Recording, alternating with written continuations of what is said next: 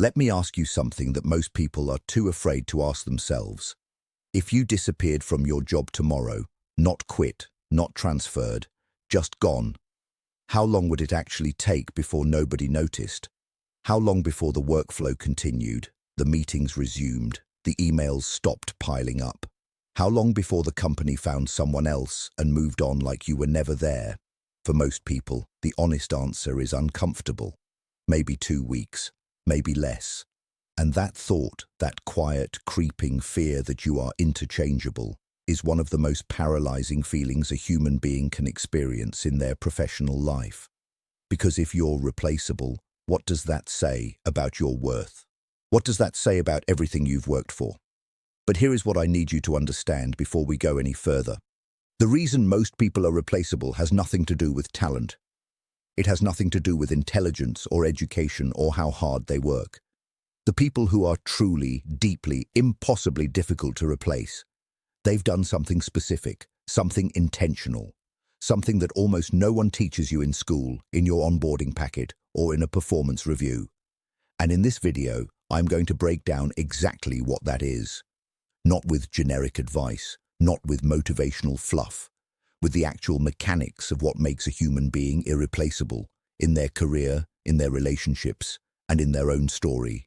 Stay with me, because by the end of this, you're going to see yourself differently. Let's start with the uncomfortable truth that most people spend their entire careers running from. We live in a world that is aggressively, almost violently, standardizing everything it can.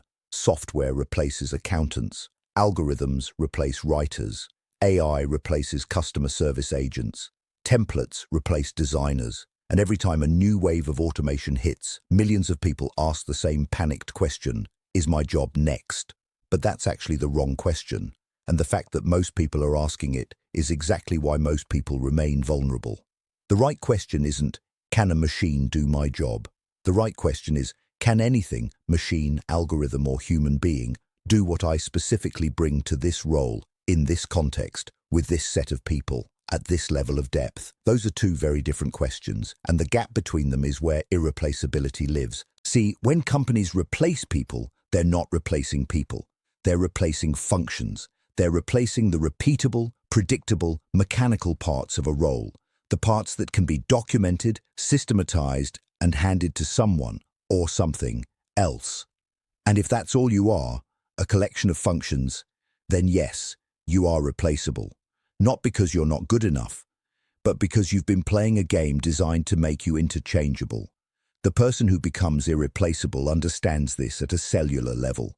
They stop competing on the function. They start competing on something that cannot be systemized, cannot be documented, and cannot be handed to someone else. And that thing has a name. It's called your specific combination. Here's what I mean by that, and pay close attention, because this is the first real framework I want to give you. There is no skill by itself that makes you irreplaceable. Being great at Excel doesn't make you irreplaceable. Being a strong communicator doesn't make you irreplaceable. Being creative doesn't make you irreplaceable. Being empathetic doesn't make you irreplaceable. But being the person at your organization who is analytically precise and deeply empathetic and unusually skilled at translating complexity into clarity and has 10 years of institutional knowledge in your specific industry and maintains genuine trust with 5 key stakeholders, that person is irreplaceable because you cannot find that combination anywhere. You cannot post a job listing for it. You cannot train for it quickly. It is a mosaic that took years to build, and it belongs exclusively to you. This is what I call the combination lock principle. Think about a combination lock. Each number on the dial by itself is meaningless. 42 means nothing. 17 means nothing. But in the right sequence, in the right order, those numbers open something that nothing else can open. Your irreplaceability works the same way. It's not any single skill or trait. It's the sequence. It's how everything about you clicks together into something that doesn't exist anywhere else in the world. The reason most people aren't irreplaceable is that they've spent their careers collecting individual numbers, adding skills, getting certifications, building competencies, but they've never stopped to understand their sequence. They've never learned how to lock all of those things together into something that is uniquely, undeniably theirs. So before I go any further, I want you to do something. You don't need a pen. Just hold these 3 questions in your mind. What do I know that almost nobody else in my field knows? What do I care about in my work that most people in my position have stopped caring about? And who do I have access to, trust from, or influence with that would take anyone else years to build? Those 3 questions are the beginning of your combination. We're going to come back to them. Now let's talk about the second reason people remain replaceable. And this one is more psychological than strategic. Most people are replaceable because they've been trained by school, by their parents, by corporate culture to perform adequacy. Not excellence, not distinctiveness, adequacy. Think about it. From the time you were a child, what did the system reward? Checking boxes, following instructions, hitting benchmarks, getting the grade. And when you got into the workforce, the system continued. Hit your targets, don't make waves, follow the process, be a team player. And so people become very, very good at performing the minimum viable version of their role. They do what's expected, they do it reliably, and they wonder why they're not valued the way they feel they deserve to be. Here's the brutal reality. Reliability without distinctiveness is not a career asset. It is a liability disguised as a strength, because when you are reliably adequate, you make yourself effortlessly replaceable. You've essentially told your organization exactly how good they need the next person to be to replace you. And that bar, for most people, is shockingly easy to clear.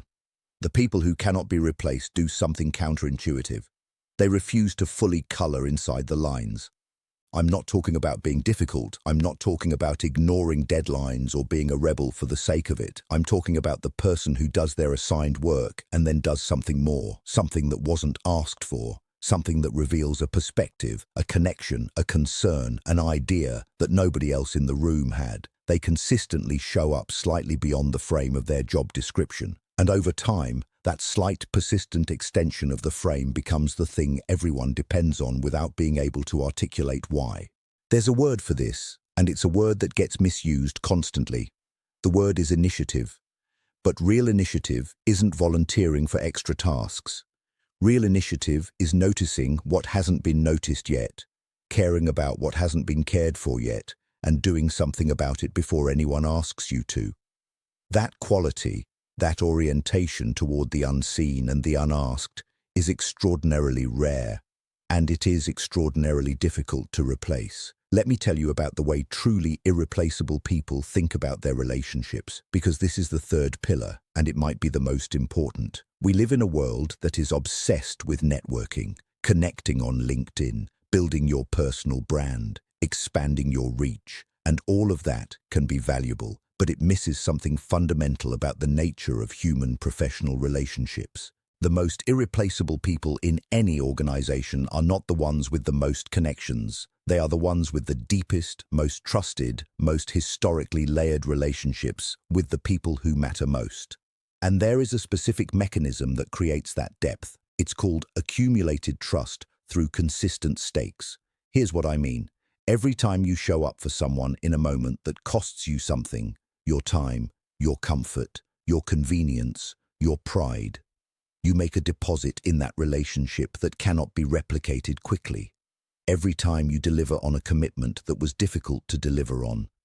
Every time you tell someone a truth they didn't want to hear, but needed to hear, in a way that showed you cared about them. Every time you gave credit when you could have taken it. Every time you stayed in the room when it was uncomfortable to stay. Those are deposits, and they accumulate, and after years of those deposits, something happens that is almost impossible to explain to someone who hasn't experienced it. The relationship transcends the professional. The person who has made those deposits isn't just a colleague or a vendor or a team member. They're something more. They're trusted in a way that cannot be delegated and cannot be transferred. And the organization, or the person, who has that kind of relationship with you is not going to replace you. Not because they can't, because they won't. Because losing you isn't a staffing problem. It's a personal loss. This is why the most irreplaceable people have always understood that their real work isn't the work in their job description. Their real work is the relationship, the craft of building, maintaining, deepening, and honoring human connection over time. And that craft in a world racing toward automation and efficiency and scalability, is more valuable than it has ever been. Now, I want to get into something that most content about this topic completely avoids because it's hard to talk about without sounding philosophical. But I'd be doing you a disservice if I skipped it, because without this piece, everything else I've said is just technique. Here's the deepest truth about irreplaceability. You become irreplaceable when you become undeniably yourself. Not a version of yourself that's optimized for the room, not the self that's been sanded down and made palatable and professional and inoffensive. The actual self. The one with the weird obsession that doesn't make sense to anyone at the office. The one with the opinion that you've been sitting on because you don't want to rock the boat. The one with the laugh that's too loud, the thinking that's too long, the feelings that go too deep. That person, the one you've been quietly apologizing for, is the one who is impossible to replace. I know that sounds like a lot. I know it sounds like I'm asking you to walk into Monday's meeting and start performing your inner life at your colleagues. That's not what I'm saying. What I'm saying is this. Every time you suppress a genuine perspective because you're afraid of how it will land, every time you smooth yourself out to fit the shape of the room, you are, by definition, making yourself more generic. You are moving toward the average. And the average is, by definition, replaceable. The people who are genuinely irreplaceable have stopped apologizing for the specific shape of their mind. They've stopped trying to be the professional version of a person and started trying to be a full person who happens to be a professional. And the result is that they leave fingerprints on everything they touch. Their emails sound like them. Their presentations feel like them. Their solutions have a flavor that could only come from them. And over time, the organization begins to realize that this person's flavor, this specific way of seeing and thinking and doing, is something they actually need. Something they've come to depend on without ever consciously deciding to. Your genuine self is not a liability. It is, when expressed with courage and care, your greatest professional asset. Let me give you the fourth pillar, and then I want to bring all of this together in a way that's actionable. The fourth thing that makes someone irreplaceable is what I call contextual depth. Contextual depth is the knowledge, judgment, and intuition that can only be accumulated by being in a specific environment, with specific people, dealing with specific problems over a significant period of time. It is the thing that nobody tells you matters until you're in the middle of a crisis, and the person with 20 years of experience in that room just knows something that nobody else knows how to explain. It's the account manager who remembers that the client's founder went through a painful acquisition 6 years ago and that any conversation about M&A will need to be handled differently. It's the engineer who knows that the legacy system has a quirk that's undocumented, that bites you every third quarter, that took 2 years to understand. It's the teacher who knows which student is struggling, not because their grades dropped, but because they stopped raising their hand the way they used to. This kind of knowledge cannot be downloaded. It cannot be transferred in an onboarding document. It cannot be replaced by a new hire, no matter how talented. It is the residue of time and attention and care applied to a specific context. And in a world that is constantly moving faster, rotating people more frequently, and chasing novelty, this depth is becoming exponentially more rare and exponentially more valuable. The implication of this is important. One of the most dangerous career instincts people have is the instinct to always be moving, always be looking for the next opportunity, the next role, the next company, the next industry. And sometimes that instinct is right. Sometimes staying is the wrong move. But very often, people chase the external upgrade before they've fully mined the depth of where they already are. They leave before they've become the person who knows more about this place than anyone else. They sprint past the window of irreplaceability without ever climbing through it. Depth takes time. Irreplaceability, in part, is a patience game, and most people are too impatient to win it. Okay, let me bring this together. And then I want to give you something to actually do with all of this. We've talked about 4 pillars, your specific combination, the mosaic of skills, perspectives, and experiences that exists nowhere else. Your refusal to settle for adequacy, the persistent, quiet habit of going slightly beyond the frame of what's expected. Your accumulated relational trust, the deposits that make you not just a colleague, but a person people have chosen over time. Your contextual depth, the knowledge and judgment that only comes from sustained, attentive presence in a specific place with specific people. Each of those things is real. Each of them is buildable. None of them happen by accident. And none of them are available to the person who is sleepwalking through their career, going through the motions, checking boxes, and waiting for someone to notice how hard they've been trying. The person who becomes irreplaceable is the person who decides, who wakes up one morning and makes a choice that most people never make, the choice to be specific instead of general, the choice to go deep instead of wide, the choice to invest in the relationships in front of them instead of the ones they haven't met yet, the choice to let their actual self, with all its peculiarities and passions and sharp edges, show up in the work. This is not comfortable. Becoming irreplaceable requires a kind of courage that doesn't look like courage from the outside. It doesn't look like skydiving or public speaking or starting a company. It looks like saying what you actually think in a meeting. It looks like staying when everyone else has decided to move on. It looks like doing the unglamorous, invisible, relational work that nobody will notice until the day it's gone. It looks like knowing who you are and refusing to trade that for the appearance of fitting in. Now I want to talk about the mirror side of this, because this video is called "This is Why They Can't Replace You with Anyone Else." And I want to make sure you hear the full weight of that sentence. They in that title isn't just your employer. It isn't just your organization or your industry or the job market. They is everyone. It's the people in your life who need what you specifically carry. It's the communities that would be different without your presence. It's the future that will be shaped by the things only you can contribute. The conversation about irreplaceability almost always gets narrowed to career and money and job security. And those things matter. But they're not the deepest reason to take this seriously. The deepest reason is this. You are the only version of you that will ever exist. Not a close version, not a similar version.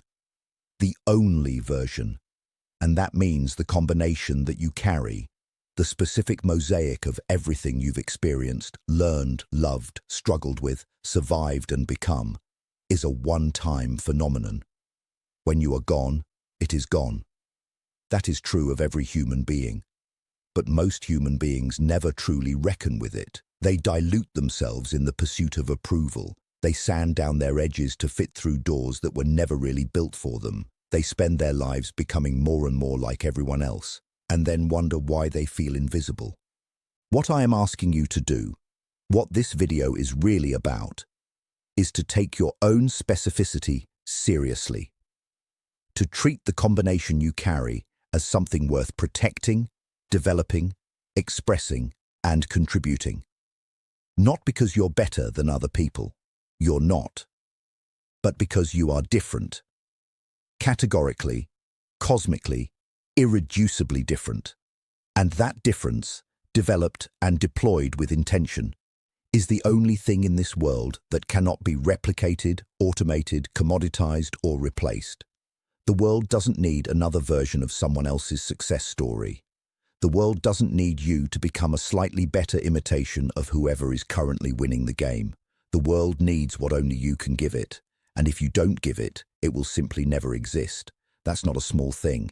That's everything. So let me leave you with this. I want you to think about someone you know, maybe someone you've worked with, or someone you've been close to. Who was one of those people? The kind of person who, when they walked into a room, changed the energy. The kind of person where, after they left a job or a team or a community, there was a hole that nobody else quite filled. You know the person I'm talking about. Most of us have encountered at least one. Now I want you to think about what it was. What was the actual thing about them that made them that? And I'd be willing to bet it wasn't their resume. It wasn't their credentials. It wasn't even their talent exactly. It was something about the way they saw things, the way they cared, the way they made you feel, the way they handled the difficult moments, the way they brought something to the work that felt uniquely, irreducibly theirs. That's what you're building. That's the project. Not a better resume. Not a more impressive LinkedIn profile. not another certification. You are building yourself, deliberately, courageously, consistently, into a person who carries something that the world simply cannot replicate. And the work is not complicated. It is hard, but it is not complicated.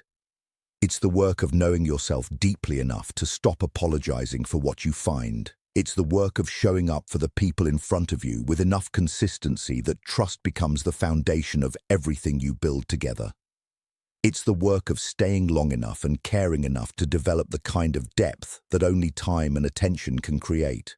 It's the work of refusing to shrink back to the size of the room's expectations and choosing instead to expand gently, persistently, into the full shape of who you actually are. You are not a function. You are not a skill set. You are not a job title or a productivity metric or a line item in a budget. You are a specific, singular, unrepeatable human being. And when you finally stop trying to be generically excellent and start trying to be specifically yourself, fully, bravely, without apology, you will discover something that no competitor, no automation, no market shift can ever take away from you. You will discover that you were irreplaceable all along. You just had to stop hiding it. Now, if this video hit something real for you, if you felt that thing in your chest where an idea lands and you know it's true, I want you to do two things. First, drop a comment below. Tell me the one area of your life or career where you've been playing it smaller than you know you're capable of. I read every comment, and I want to have that conversation with you. Because that comment isn't just feedback, it's a commitment. It's you saying out loud, to yourself and to this community, that you've decided to take your own irreplaceability seriously. And saying it out loud is the first step to building it. Second, share this video with one person who needs to hear it, not the most successful person you know, not the person who already has everything figured out, the person who is quietly wondering if they matter, the one who has been going through the motions and feeling that slow erosion of meaning that happens when we forget how rare we actually are.